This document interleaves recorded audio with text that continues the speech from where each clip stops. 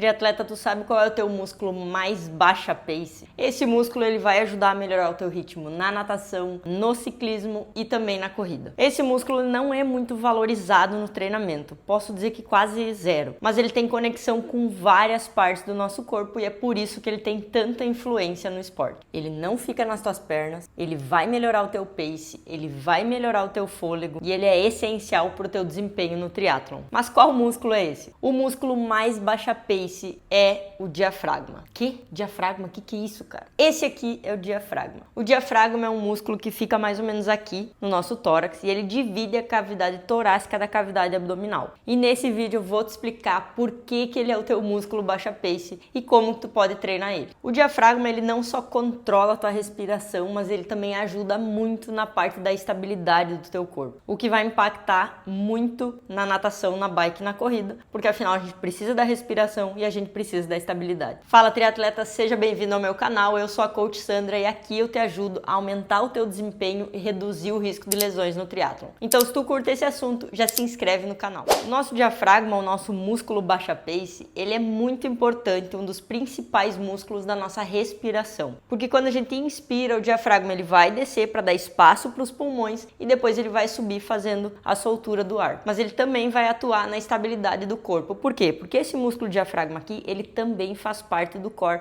ajudando a toda essa parte central do nosso corpo. Então, quando tu respira direito com o diafragma, usando direitinho, tu vai conseguir mais oxigênio em cada respiração. Isso vai aumentar muito a tua eficiência respiratória, te fazendo poupar mais energia nas provas do triatlon. Mas eu não tô falando aqui que se trata só de fazer respirações mais profundas ou fazer alguns exercícios isolados, não é sobre isso. É sobre respirar corretamente, usar o diafragma da forma correta e evitar uma respiração apical, que é uma respiração mais alta lá nos ombros e geralmente mais curta, que depende muito mais dos nossos músculos aqui do peito e aqui do ombro, até do pescoço para fazer essa respiração. E isso não é eficiente se a gente for levar para o esporte e na verdade nem para a vida. Então agora a gente vai entender essas duas partes, tá? Tanto essa parte respiratória do diafragma, onde ele vai nos ajudar nessa parte da capacidade pulmonar, e também depois eu vou explicar mais sobre a estabilidade, como que ele nos auxilia muito no nosso core. Então, quando eu uso o meu diafragma, por que eu falo uso diafragma? Porque hoje em dia, como a gente está fazendo essa respiração mais apical, uma respiração mais curta, e eu não estou usando o meu diafragma para aumentar para baixo esse espaço para o meu pulmão. Então, é como se o diafragma ficasse parado aqui, e é só aqui em cima eu estou tentando aumentar esse espaço para o meu pulmão conseguir encher de ar. Então, quando eu consigo fazer esse uso do diafragma, eu consigo expandir ele aqui para baixo, ele fazendo essa contração, eu dando mais espaço para o meu pulmão se expandir, encher mais de ar, de oxigênio, eu vou conseguir levar mais oxigênio lá para minha musculatura. E isso vai melhorar muito a minha resistência nas provas do triatlon. Porque os meus músculos recebendo esse oxigênio necessário, eles conseguem manter essa produção de energia contínua e eficiente até o fim da prova. Agora, quando a minha respiração não é eficiente, eu tenho menos oxigênio captado. E aí o meu corpo vai ter que trabalhar mais para obter a mesma quantia de energia, o que vai gerar mais fadiga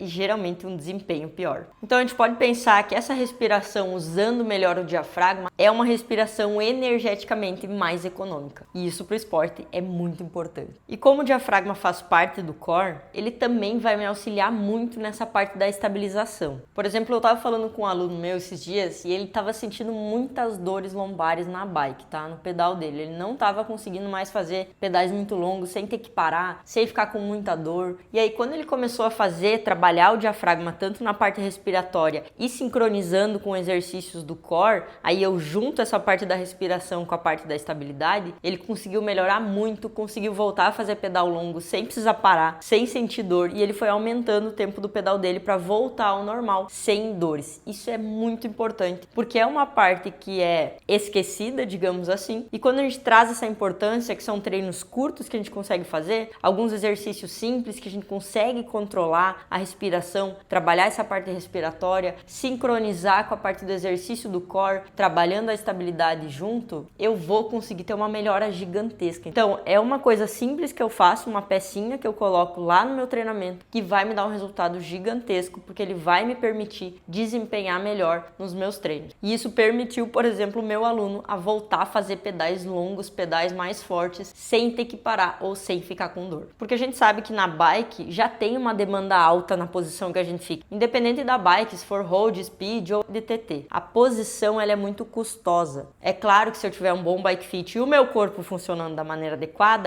isso vai facilitar. Só que mesmo assim é uma posição que demanda para o meu corpo. Tem uma demanda alta para torácica, tem uma demanda alta para cervical, tem uma demanda alta para minha lombar. Então, se essa parte não está funcionando bem, o centro do meu corpo, tanto na parte respiratória quanto na parte da estabilidade, vai dar ruim. Se o diafragma não desce para dar espaço para os pulmões, o que vai ter que subir é o meu ombro. Então, o que vai acontecer? Imagina eu passar o pedal inteiro lá, fazendo essa respiração mais alta, fazendo esse movimento aqui. Eu já tenho uma demanda alta cervical, torácica, lombar, vai piorar muito mais a situação. Além de que essa respiração apical mais alta não é eficiente, fazendo com que tu precise de mais respirações para ter o mesmo desempenho. Um outro aluno meu falou que quando ele começou a fazer essa parte da técnica do balão, que é a parte respiratória que a gente tem dentro do Core Lab, junto com os exercícios que sincronizam a respiração com a parte da estabilização do core, ele conseguiu perceber já nas primeiras sessões que ele fez uma melhora na corrida. Aí a gente está falando também na parte respiratória, mas também da parte da estabilização. Por quê? Porque se ele teve